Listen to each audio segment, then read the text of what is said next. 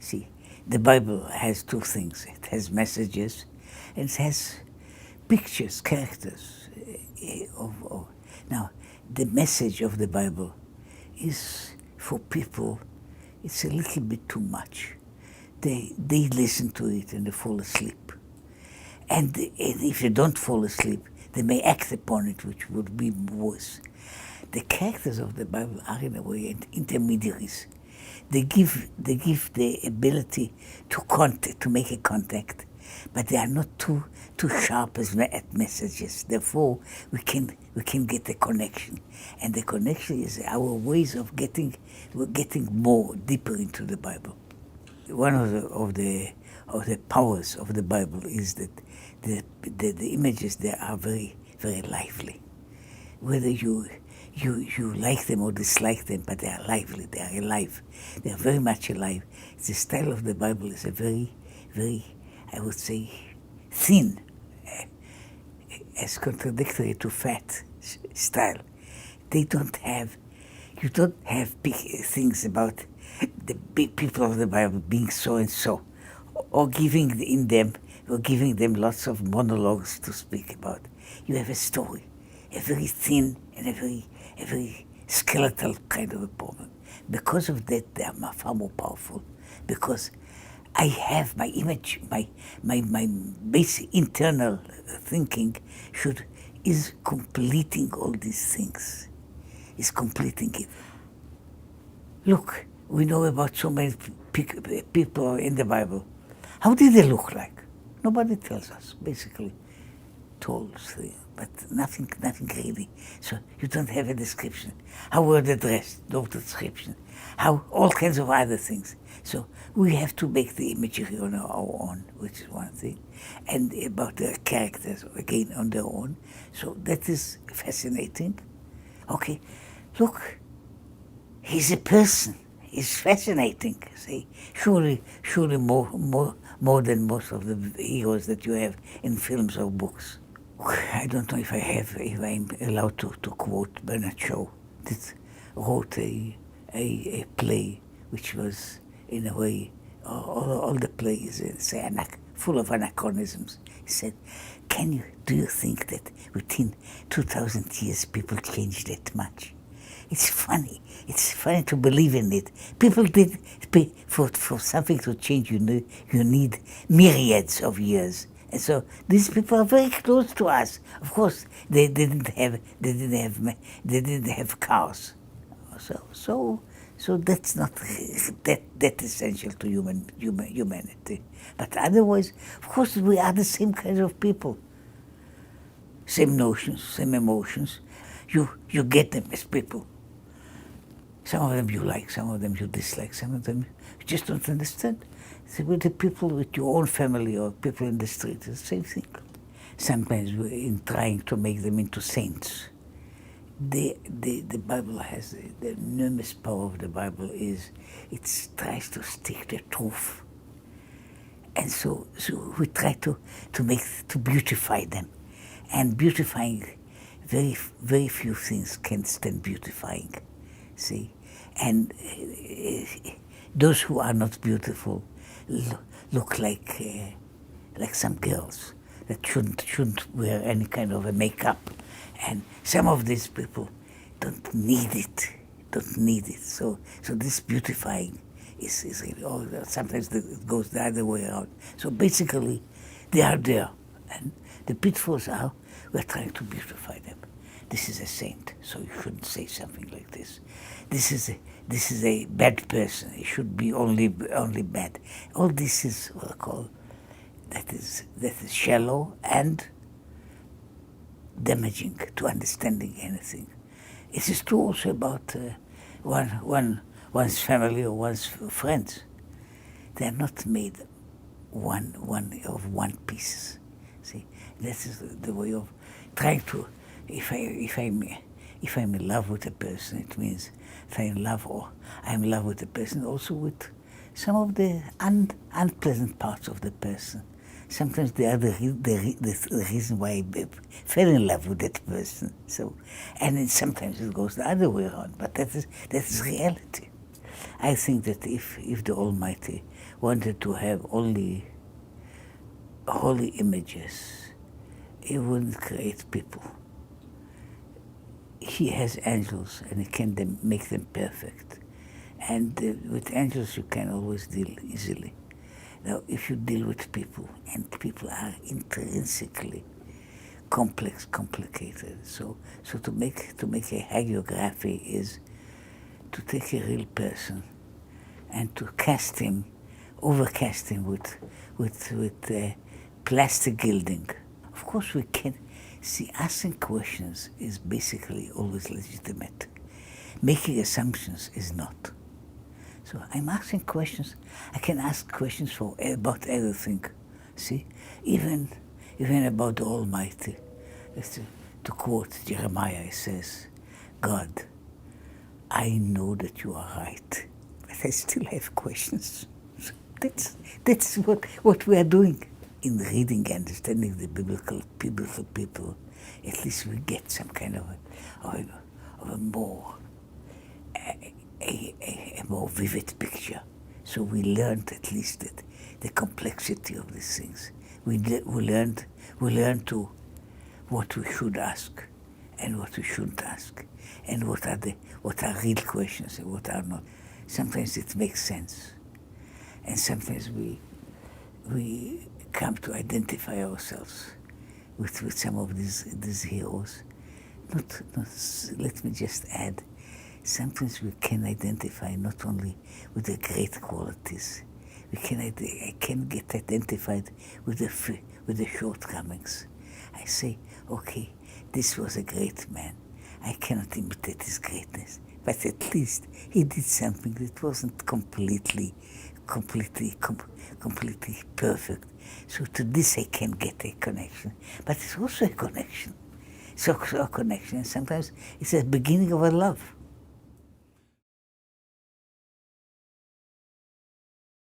Speaking about biblical characters and many others in the present tense is because we feel somehow they are living in the present time, and they are living in the present time because they live in my mind, they live in my imagination, they are there. See, it's to speak in present tense about anybody doesn't mean that he's just sitting here nearby, but I know him somehow, that he is there, he exists. Biblical characters are sometimes misunderstood because we want to create something different, something which is not right about them. So we try to twist them, and because they are twisted, they are not real characters. So that is always a problem. The problem is always I'm an onlooker. I wish I could speak with some of these characters, but I cannot. So I can look at them, make all kinds of notions, and so sometimes I misunderstand them willingly because I don't want to understand them. Sometimes I misunderstand them because of my shortcomings, that is always a big problem about looking at others, and so they are in a way. They are our models for good and bad in the world. And we are working very hard to get from these models something that we can put ourselves in a way that it becomes meaningful to us. That's what we are working at. I want you just imagine that so-and-so, whoever it is, in the Bible or in any other books, is now alive. Try to make him a living being. So many times the teachers is trying to kill the people, to make them, to package them. And as you know, packages, to do a nice package, you have to cut things into squares. So you take great people and you cut them off, their arms and their legs, and you want them to be what I call things that are interesting or saying something. So that's what's happening. See, I remember my own experience. I was in first grade. We then learned the book of Genesis, And we came to the story about Jacob and his two wives. Now, for a strange reason, I don't know why, I just took the side of Leah, who is not. Rachel is the glorious, the beautiful one. I took and I was thinking about her, how pitiful her life was. And I was sitting there. I was about 6.5 years old, sitting, holding the Bible for me and crying. And I was not a crybaby, but I was crying what hard luck she had. Now the point was, because she was alive for me. I was thinking about her not because Leah Imenu, our mother, our matriarch Leah. I tried to, somehow she came to me as a living person, and I took pity on her.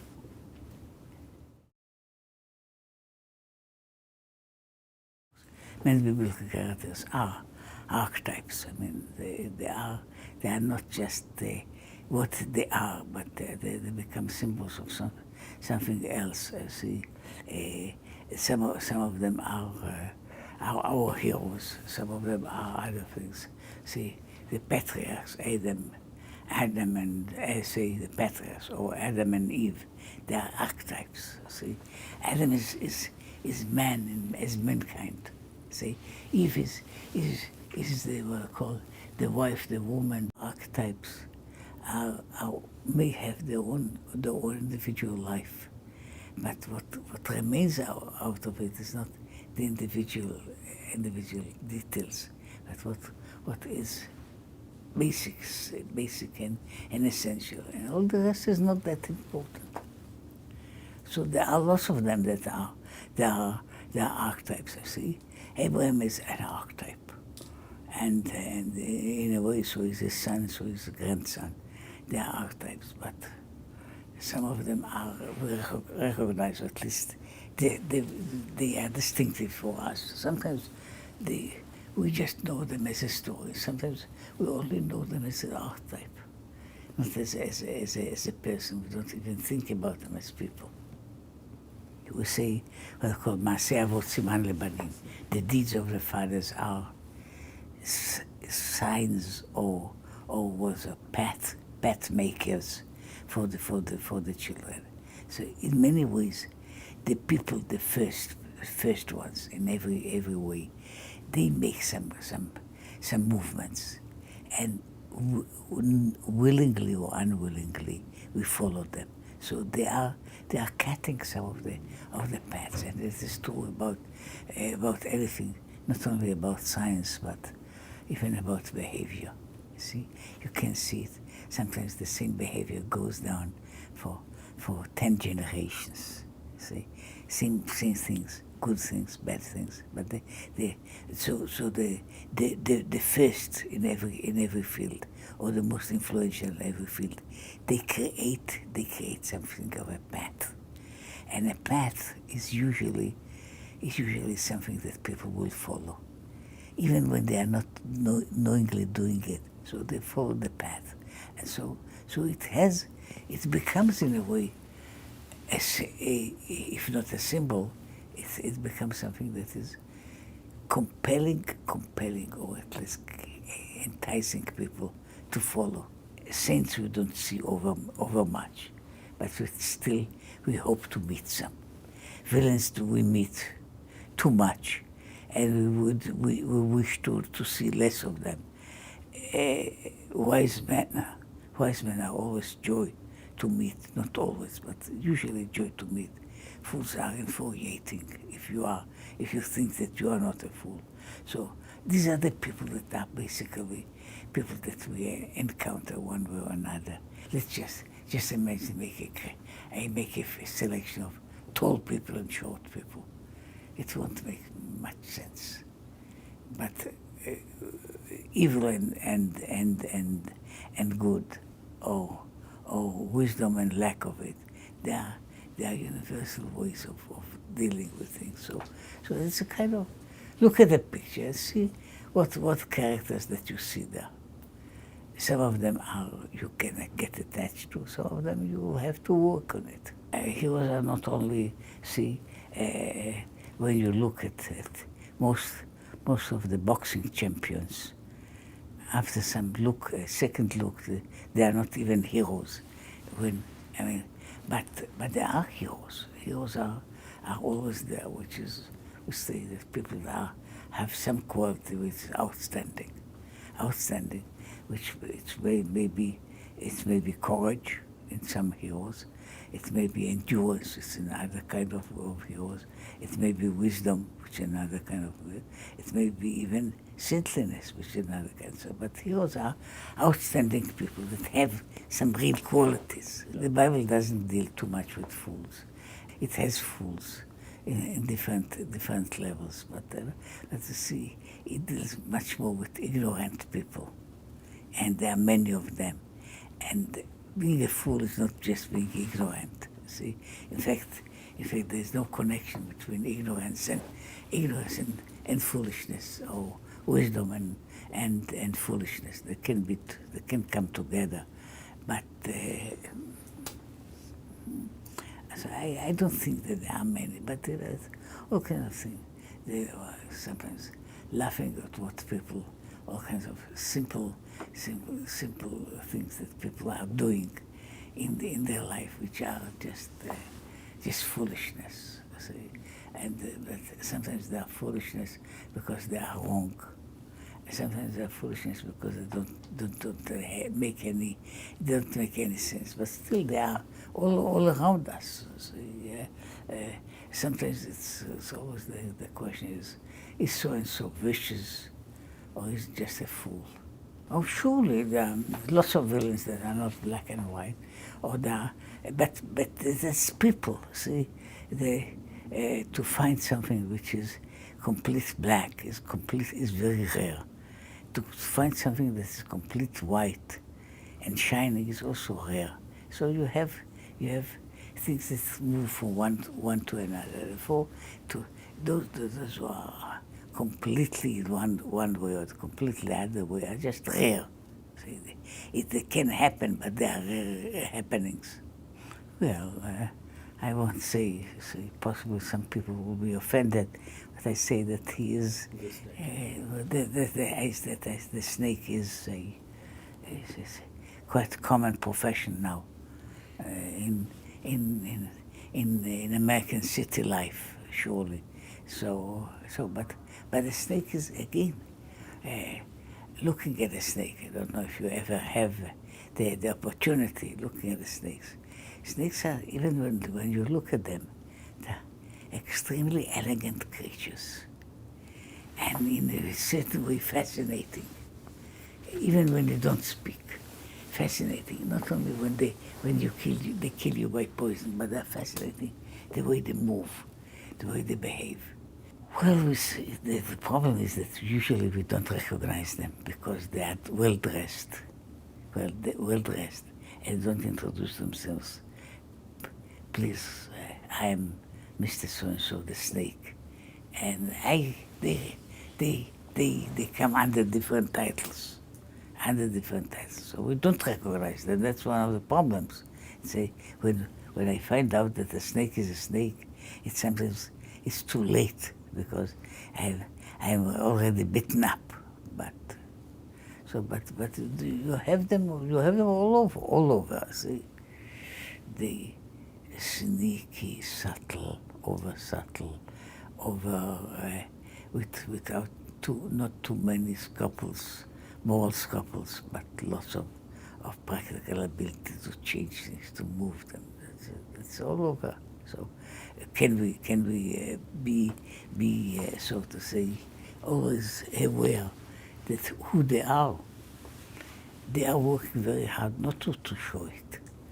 So it's a kind of a see, it's a masquerade in which the snakes have all kinds of covers not to be shown as snakes. So okay, sometimes hopefully a person has a bite should survive and should at least know that is dangerous.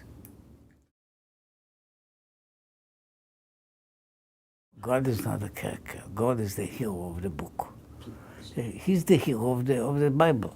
See, the Bible he has around him. I mean, it's a very simple way how you find out who is the hero of the story. How many times is it mentioned there? The name of God is mentioned more than any other proper name in the whole Bible. So surely he's the hero of the story. Now with him it's the easiest. It's the easiest because even small children get to know that they don't know about him. They are pondering, thinking, but they don't know. So that's not the real problem. We have he's the hero, and when you know more about him, of course you are more perplexed because you see one of the little things that possibly are not common now is that do I have any respect for the things that are above me? Or anything is just things that I can make decisions about. So people speak about God in the way that they possibly won't dare to speak about their neighbor. See? So they make assumptions, they make accusations, or they give praise to what. All of that. So that's really not the real problem. There are other smaller heroes of the book that are perplexing and unclear. See, with God, with God we know that we don't know, and if we don't know it, we should learn that we don't know. So that is the easier part. But the part is, say, is so-and-so vicious, is so-and-so good, is so-and-so a person that I should imitate, or a person that I should so this is much more difficult. Well, he never appears like being vicious, but he sometimes appears as being harsh, which is a different thing. Still, it's a different thing. So the question is that, see, when a person is spanked in his life, sometimes he has to, especially when he grows up and begins to spanking his own children, you begin to understand better the motives.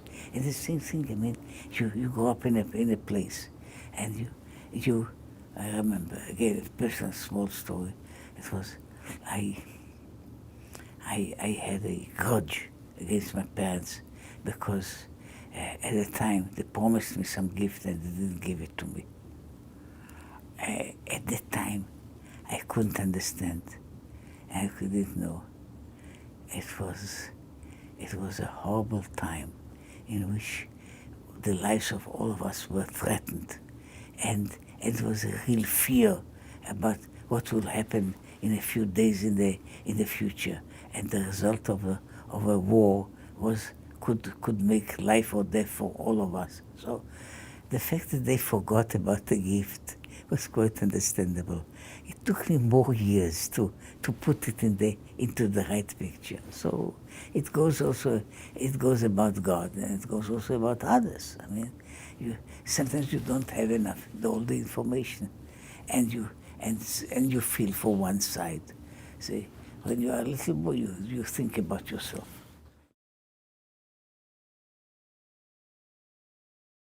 The stories in the Bible or in any other books, they are never complete. They're always what I call a shortcut of something. So what is the long story? So the long story, you learn about it. And of course it changes things. I mean, it's true about even reading a biography of somebody. Read a biography of, let's say, speak in America, of George Washington. So you can have a small 3-line version, or you can have a few pages version, and you can have a version of which is a whole book. It will change, even though it doesn't have to be contradictory, but it will change. The details and the additions, other knowledge and other perceptions, they create different images. So we are reading them. Sometimes what you see is not the right picture. you have to see the picture in a very different way. And when you see it in a different way, it's not contradictory in many ways. It is just, you look at this thing from one point of view, and now there comes another point of view and tells you what is in there. See, when you see things that's what people do even in our times. You see an event. So you see an event and you register it as this event. Now, if you add to it what happened in the past and what is going to happen further on, the story changes completely. If I see somebody beating up the other person, and I know whom I have to pity, this big bully is kicking a small guy.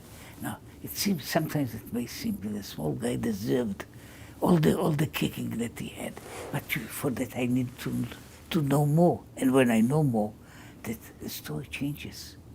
And so, but that is true about almost everything that we see.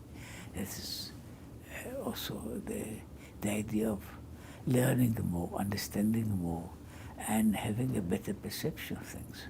To get into our ancestors or our patriarchs is, among other things, I have to see them in a bigger picture.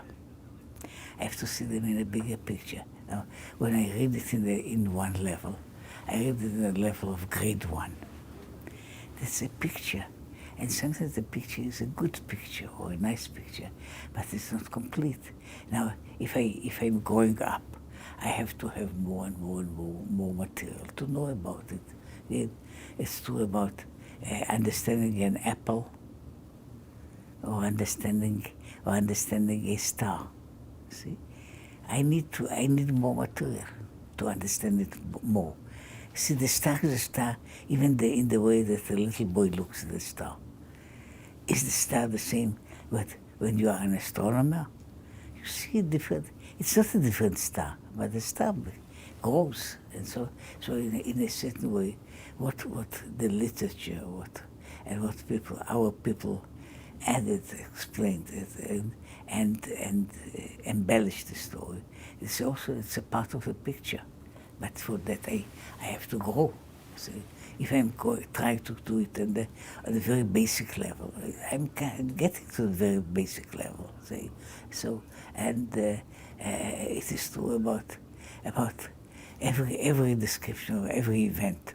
You can put it in a way that will make it. Oh, we have many people in the Bible that are, as they are, they don't seem to have a complete picture, but it has to go up. See, take a person like Benjamin.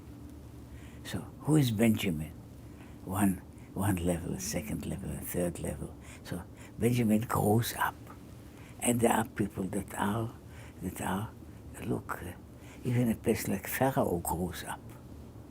See, when you know more about it, when you think more about it, it's not just there was a vicious person who was called Pharaoh. That's not enough. So the image grows and sometimes changes. Sometimes changes in one way and another way. And sometimes when you want to come to what is the summary. So in many ways, the summaries that we make are summaries that we are made pro tem. For the time being, we have this image. What will be when I learn more and I know more or I think more? It may change. It may change. So the pictures, the images, the stories are become very different with the time. Some of them we after some time we get them as complete beings. Sometimes we don't. So, but that's as I'm saying, it's because the biblical images didn't remain like the cave paintings, hidden in a place for thousands of years. Nobody sees them. The biblical images are images that our people, were worried about, thinking about, adding, explaining, telling stories about. So in every time they become different. So they are going with us, we are going with them.